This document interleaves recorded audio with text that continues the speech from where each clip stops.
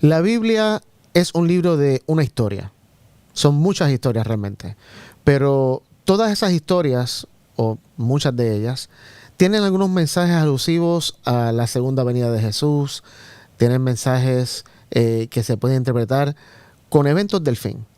Y justamente como nuestro tema este trimestre tiene que ver con profecías y cómo interpretar estos símbolos y analogías, hoy vamos a estudiar algunas de estas historias que están en la Biblia, que ocurrieron en verdad, o sea, no son historias simbólicas, son historias que ocurrieron en verdad. Y vamos a analizar qué conceptos escatológicos, qué conceptos del fin del mundo, qué conceptos del fin de la segunda venida de Jesús podemos sacar de estas historias. Son historias que tal vez algunos puedan llamar controversiales. Vamos a estar hablando del diluvio, de Sodoma y Gomorra, y vamos a estar analizando estas historias a la luz de la escatología. Así que quédate con nosotros en Estudiamos Juntos.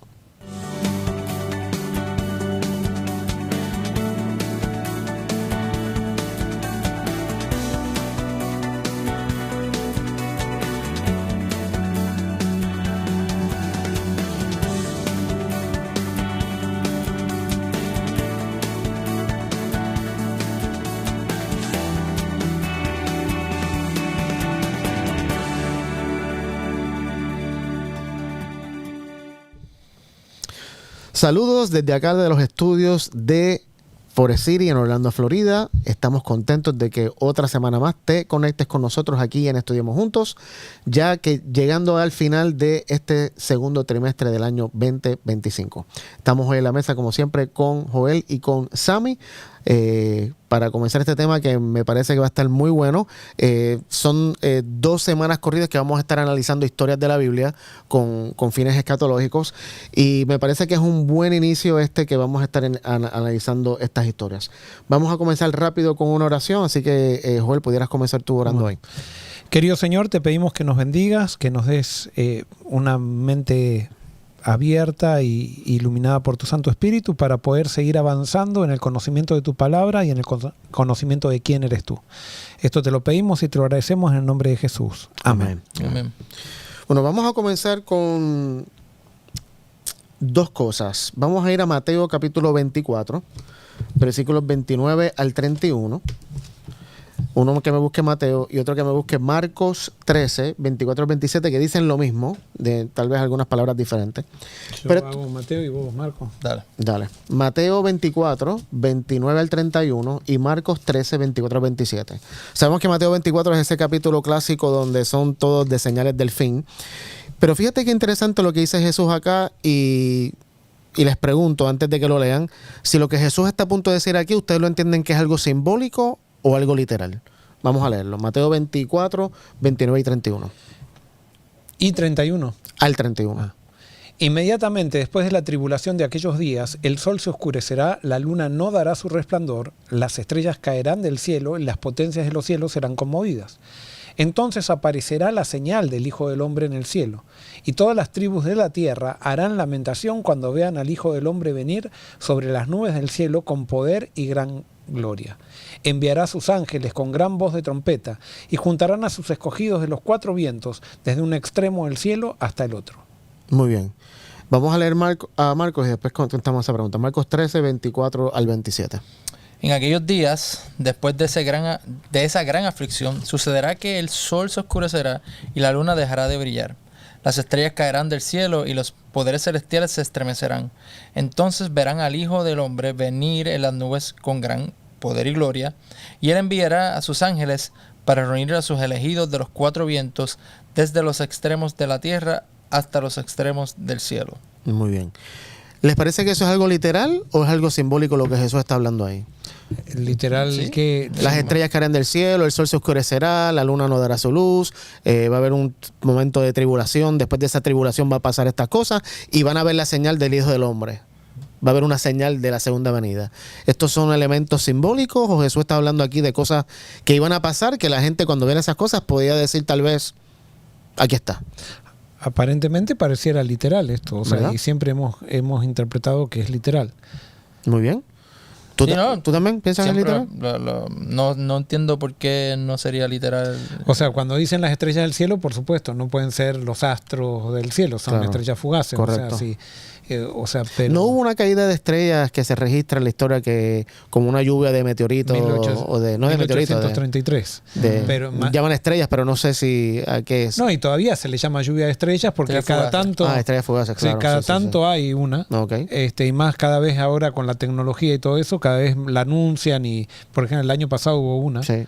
Pero- Es interesante porque la Biblia habla mucho que existe una conexión entre el humano, el pecado y la naturaleza. Y que la naturaleza, dice Pablo, que gime, o sea, la naturaleza sufre las consecuencias de que nosotros hicimos. Y no sé si estas cosas que Dios habla, y obviamente el sol y la luna que no están fuera de nuestra atmósfera, pero fueron parte de nuestra creación.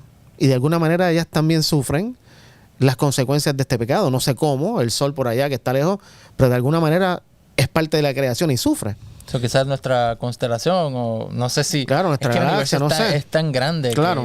que Pero fíjate qué interesante que esto mismo que dice Jesús aquí, que lo registra Mateo y lo registra Marcos, lo registra Juan en el libro de Apocalipsis y lo registra bajo uno de los sellos.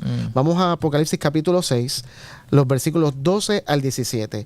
Fíjate qué interesante que allá en Mateo y Marcos decía que cuando aparezca la señal, las estrellas caen del cielo, y dice que todas las naciones van a lamentarse. No abunda en ese lamento, pero me parece que aquí en Apocalipsis sí abunda en este lamento. Y mira lo que dice Apocalipsis 6, 12 al 17, que es el sexto sello. ¿Quién lo lee? miré cuando abrió el sexto sello y hubo un gran terremoto. El sol se puso negro como tela de luto, la luna entera se volvió toda como sangre. Y las estrellas del cielo cayeron sobre la tierra, como la higuera deja caer sus higos cuando es sacudida por un fuerte viento. El cielo se desplegó como un pergamino que se enrolla, y todo monte y toda isla fueron removidos de sus lugares. Los reyes de la tierra, los grandes, los ricos, los capitanes, los poderosos, todo esclavo y todo libre se escondieron en las cuevas y entre las peñas de los montes, y decían a los montes y a las peñas: caed sobre nosotros, y escondednos del rostro de aquel que está sentado sobre el trono, y de la ira del Cordero, porque el gran día de su ira ha llegado, y ¿quién podrá sostenerse en pie? Muy bien, es interesante que los mismos elementos que Jesús usa en Mateo 24 y en Marcos son los mismos que usa Juan aquí para describir el sexto sello. Dice que hay un terremoto, dice que el sol se volvió oscuro, la luna se volvió roja, las estrellas caen del cielo, y entonces el cielo se enrolla con un pergamino y aparece Jesús. Pero nota en el versículo 16 donde dice, en mi versión dice, entonces todo el mundo, no sé qué dice, lo de usted dice toda la tierra, los montes. en el 15. Decía, El 15. Sí, el 15.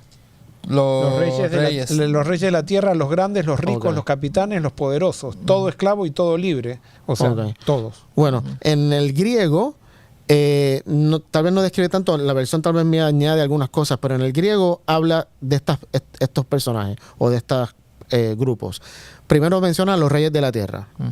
Luego menciona lo que se traduce como magnates, que son dignatarios o diplomáticos, o sea, personas de nivel político. Habla de los ricos. Cuando menciona capitanes en la Biblia, son literalmente comandantes de 1000 soldados. Y los poderosos. Pero después de eso dice, vi también esclavos. ¿Qué son esclavos? Esclavos son esclavos. Pero, sí, pero Gente que ¿qué es un esclavo? Alguien que tiene un amo. Sí, un Alguien esclavo que no tiene libertad. puede ser puede ser alguien que no tiene libertad. Un esclavo puede ser alguien que está obligado a hacer algo Sí. que no quiere hacer. Bueno, sí, bueno, un esclavo. Ok. Y entonces están los esclavos, que están los que son obligados a trabajar o a hacer algo, y los libres, que es interesante porque en el griego, cuando usa libres, la palabra es eluteros, que significa ciudadanos. O sea, personas que tienen... Está el esclavo que no tenía derechos en la época de Roma, pero está el que es legal, el ciudadano, el eluteros, el libre. Dice que todos ellos, cuando ven la señal y ven al Cordero, se esconden. ¿Por qué? Porque piensan que porque están en pecado y piensan que está irado. Ok. O sea, justamente es la misma situación cuando Adán y Eva pecaron y viene Jesús a darles la salvación y salen corriendo. Ahora, fíjate qué interesante porque obviamente el Apocalipsis lo menciona, esto es totalmente escatológico, ¿no? Es ya al final, es la segunda venida de Jesús. estas personas no actúan sorprendidas al ver al Cordero. No es como que los cogió de sorpresa. ¿Quién es este que está en las nubes? No sabemos quién es. No, lo identifican mal. Lo identifican bien y mal. Lo identifican como un cordero. Saben que es el Cordero, pero lo ven airado. Lo ven airado. ¿Por qué? ¿Cómo es que todos en este momento del mundo logran identificar a Jesús como el Cordero? Y no sé si esto es algo que yo me estoy inventando, es algo que tal vez no tiene nada que ver, pero dice que todos, literalmente todos lo ven y reconocen, ese es el Cordero. O sea, hubo algo que se dijo que describió a Jesús como un Cordero, y cuando ven a Jesús lo reconocen. Claro, lo que pasa que, ojo, esta gente que se escandaliza, eran los que pensaban que estaba Dios de parte de ellos y que Dios iba a destruir justamente a los que ellos estaban persiguiendo. Ahora ellos se dan cuenta que son los culpables, y entonces ellos piensan también de que Dios viene a destruirlos, porque ese es el Dios que ellos tienen en la cabeza. Y entonces ven al Cordero airado, cuando el Cordero viene a buscar solamente a aquellos que viene a buscar a su pueblo, aquellos que piensan que es amor.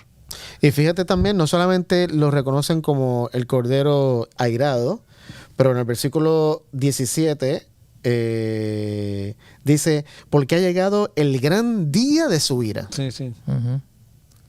O sea, es como que, y no sé, estos son alusiones mías, pero es como que este grupo conocía que había un día de la ira de Dios. Claro, es como que se predicaba el día de la ira. Acordate, bueno, acordémonos que al final del tiempo va a haber dos grupos nomás. Ya no va a haber más ateos, va a haber dos grupos. Los cristianos falsos y los cristianos verdaderos. O sea, no hay ya ateos, no hay nada. ¿Por qué? Porque va a estar el anticristo, que es Satanás hecho humano, va a estar como si fuera Cristo, entonces ya no va a haber no creyentes. O sea que ya ni los musulmanes, ni los budistas, hay dos grupos nomás. Están los seguidores, o sea, ahora ya todavía no hay dos grupos, y por eso todavía nosotros cuando hacemos ahora que hay dos grupos nomás ahora, estamos haciendo mal, no estamos dándonos cuenta de lo que está diciendo la Biblia. Pero al final sí va a haber dos grupos. Y va a haber el grupo del cristianismo falso y el cristianismo verdadero. ¿Y no habrá gente que se va a refrenar de ser parte de cualquier grupo? Teóricamente, ahora, en la sexta trompeta, o sea, porque Satanás, ahora entramos a un tema que quizás vamos a ver en Sagunto, pero Satanás, él somete por la fuerza. No es como Dios, que Dios somete voluntariamente a todos. O sea, que el que está con Dios es porque quiere estar con Dios, no está sometido. Está libremente tomando una decisión.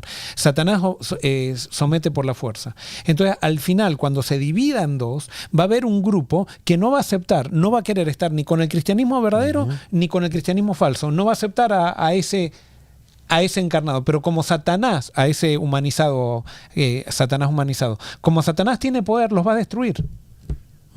Pero entonces al final, ya cuando Cristo venga, va a haber dos grupos nomás. A mí lo que me llama la atención con eso es que aquí en Apocalipsis menciona, o sea, los reyes, los dignatarios diplomáticos, los ricos, los poderosos, los esclavos y los libres. Es como que me da a entender como que en el mundo la sociedad de cierta manera sigue siendo fragmentada en lo que es hasta hoy. Vos fíjate, la marca de la bestia te dice eso. ¿Por qué la marca de la bestia está puesta en la mano y en la frente? Y la marca de Dios solamente está en la frente. Porque la marca de la bestia, va a haber gente que va a trabajar, aunque no está convencida en la mente, pero lo hace por conveniencia. Para someterse y no perder la vida, para no ser perseguido, se va a someter al sistema.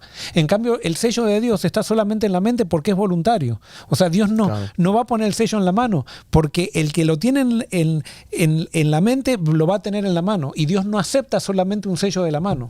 Y qué interesante que menciones el sello, porque justamente estas personas que ven a un Dios tergiversado no ven la realidad de Dios, ven a un cordero molesto, airado, que eso yo nunca he visto una ovejita ahí con los colmillos o haciendo ruidos extraños, ¿viste? No solamente ven al cordero errado, piensan que el cordero tiene un día donde va a pasar un juicio con ira. Fíjate. Y entonces dice, y hacen la pregunta, Porque ha llegado, está el versículo 17, porque ha llegado el gran día de su ira y quién podrá sobrevivir. Creo que esto, Joel, creo que tú en uno de los episodios anteriores lo mostraste.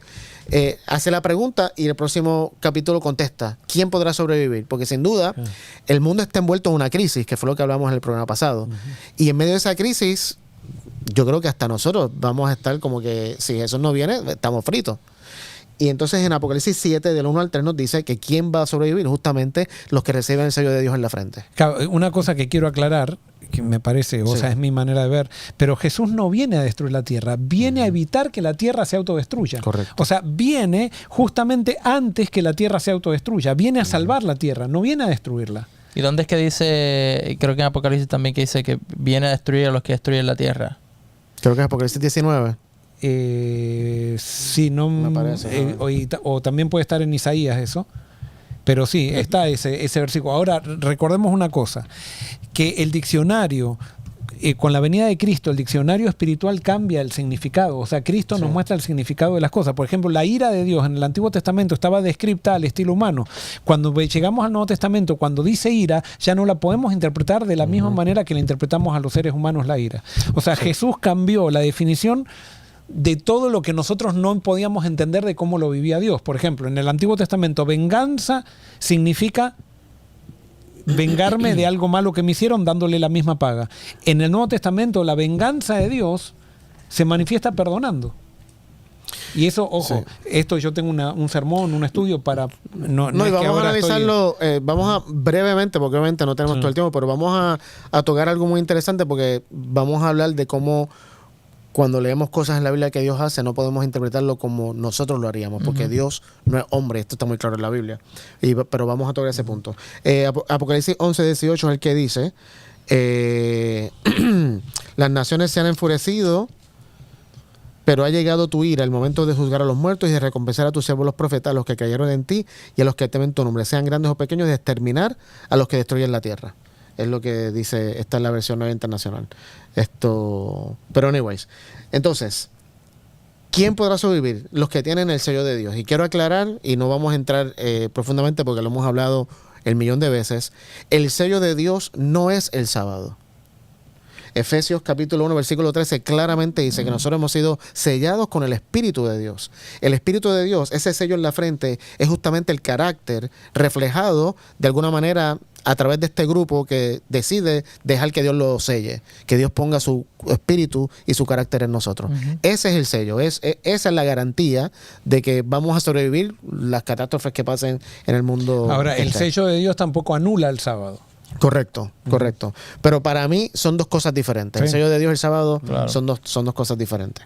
Entonces, acá lo que quería resaltar era que este grupo de personas no reacciona sorprendido, aunque Jesús sí menciona que el día de su venida llegará como un ladrón en la noche, que va a coger a todo el mundo de sorpresa.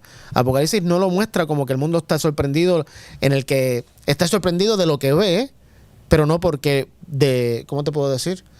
No está sorprendido porque llegó Jesús, está sorprendido por el Jesús que ven. Lo que pasa es que antes de esto, de acuerdo al Apocalipsis, hay una rebelión en contra del anticristo, que es Satanás humanizado. Que eso no sé bien, pero eso lo describe Apocalipsis. O sea, y entonces ya la gente se empieza a dar cuenta de que hay un engaño en todo, pero como ellos se dan cuenta de que están engañados, pero la mente no les cambia. Y por lo tanto siguen viendo a Dios de la misma manera que lo han visto siempre, porque no tienen arrepentimiento, no tienen una metanoia, no tienen un cambio de mente. Entonces ellos siguen viendo a Dios airado, siguen viendo a Dios de la manera que lo concibieron. Correcto. En otras palabras, ellos rehúsan creer lo que Dios ha estado revelando a través de los 144.000. Y es porque rehusaron creer a eso que persiguieron a los 144.000. Es porque rehusaron aceptar la revelación de Dios que se pusieron en contra de Dios mismo. Y aceptaron un Dios, justamente un Dios que era la falsificación de Satanás. Exactamente. La alteración de la realidad. Muy bien, vamos entonces ahora a Mateo 24. En Mateo 24. Versículos 36 al 44.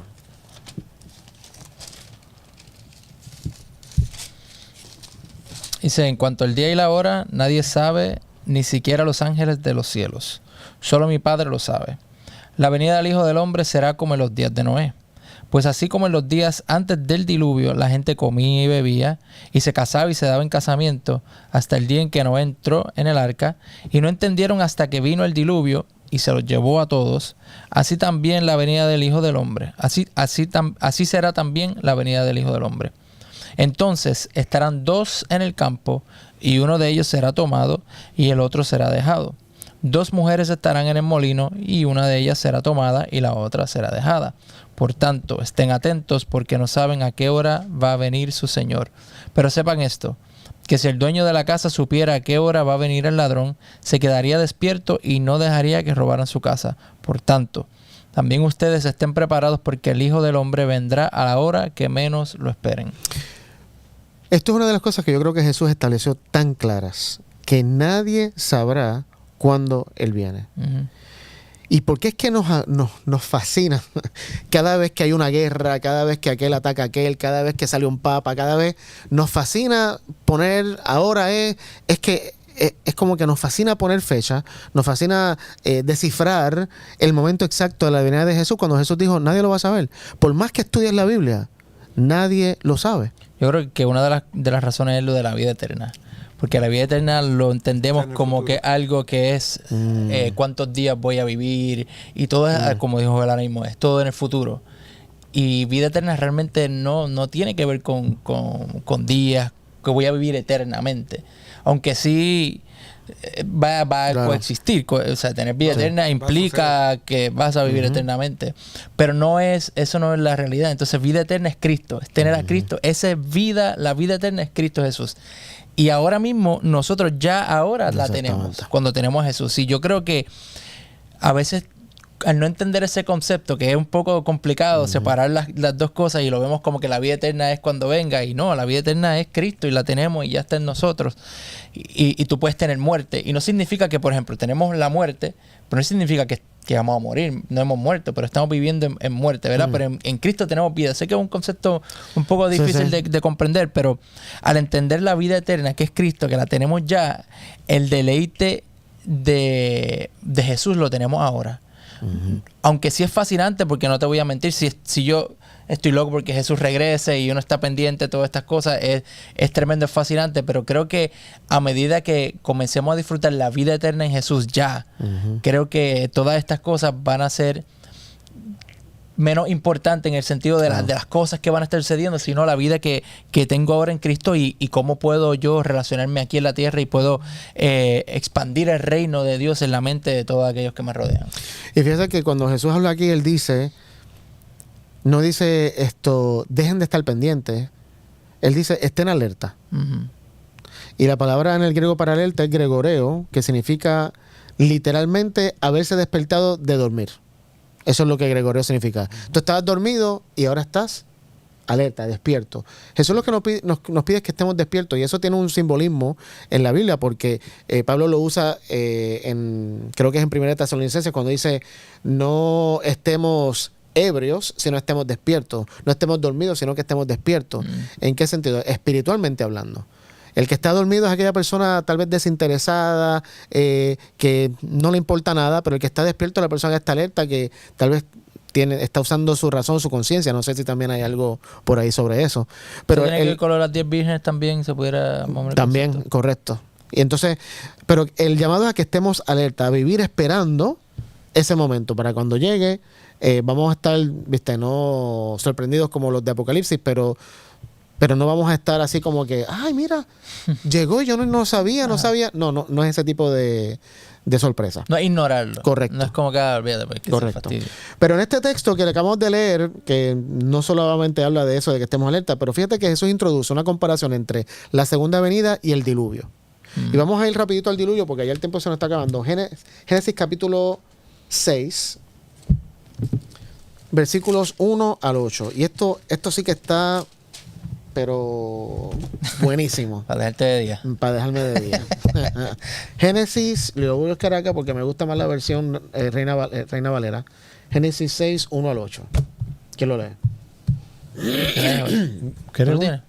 Ah, sí. ¿Lo leo yo? Sí, dale. Dale. Aconteció que cuando comenzaron los hombres a multiplicarse sobre la faz de la tierra y les nacieron hijas, al ver los hijos de Dios que las hijas de los hombres eran hermosas, tomaron para sí mujeres, escogiendo entre todas. Entonces dijo Jehová: no contenderá mi espíritu con el hombre para siempre, porque ciertamente él es carne, pero vivirá 120 años. Había gigantes en la tierra en aquellos días, y también después de que se llegaron los hijos de Dios a las hijas de los hombres, y les engendraron hijos. Estos fueron los hombres valientes que desde la antigüedad alcanzaron renombre. Hasta el 8. Vio Jehová que la maldad de los hombres era mucha en la tierra, y que todo signo de los pensamientos de su corazón solo era de continuo al mal. Y se arrepintió Jehová de haber hecho al hombre en la tierra, y le dolió su corazón. Por eso dijo Jehová: borraré de la faz de la tierra a los hombres que he creado, desde el hombre hasta la bestia, y hasta el reptil y las aves del cielo, pues me arrepiento de haberlos hecho. Pero Noé halló gracia ante los ojos de Jehová. Muy bien, aquí hay varias cosas que quiero enfatizar. La primera está en el versículo 3, donde dice: mi espíritu no contenderá o mi espíritu no tolerará, que es lo que dice creo que la versión nueva internacional y la nueva traducción viviente. Bueno, la nueva traducción viviente es la que dice no tolerará. La nueva versión internacional dice: mi espíritu no permanecerá en el ser humano. Eso ya me suena raro. Que Dios diga que no va a permanecer con nosotros. Pero bueno, el texto sigue diciendo: pero el Señor dijo: mi espíritu no permanecerá o no tolerará al ser humano para siempre, porque no es más que un mortal. Por eso vivirá solamente 120 años. Lo que descubrí, que no sé si tal vez ustedes lo sabían, pero la palabra tolerar en el hebreo es la palabra din. Y la palabra din significa regular o juzgar. Entonces, cuando yo leo el texto con esa definición, y dijo Jehová: no regularé más. ¿Esto es cuál versículo? El versículo 3. No regularé o no juzgaré más al hombre para siempre, porque ciertamente él es carne, mas serán sus días 120 años. Esto fue lo que yo entendí, y puedo estar totalmente equivocado. Dios le había dicho a Adán y Eva que el día que comieran del fruto, ¿qué iba a pasar? Morirían. Uh-huh. Aquí llevan los seres humanos ya tal vez algunos 1000, casi 2000 años desde la caída, y el hombre sigue viviendo 900 años, 800 años, 700 años. Para mí, Dios todavía estaba dejando que los humanos, a pesar de que habían pecado, no murieran cortamente, sino que se extendiera la vida de ellos.